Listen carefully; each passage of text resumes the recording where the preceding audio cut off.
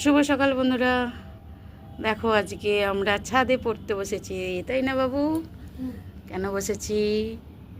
প্রচণ্ড ঠান্ডা লাগছে আমাদের, তাই না? আমার বাবুটার দেখেছো, তোরটা ফেটেছে। এই দেখো বন্ধুরা, খোলা আকাশের নিচে ঝলমলে রোদে আমরা পড়তে বসেছি।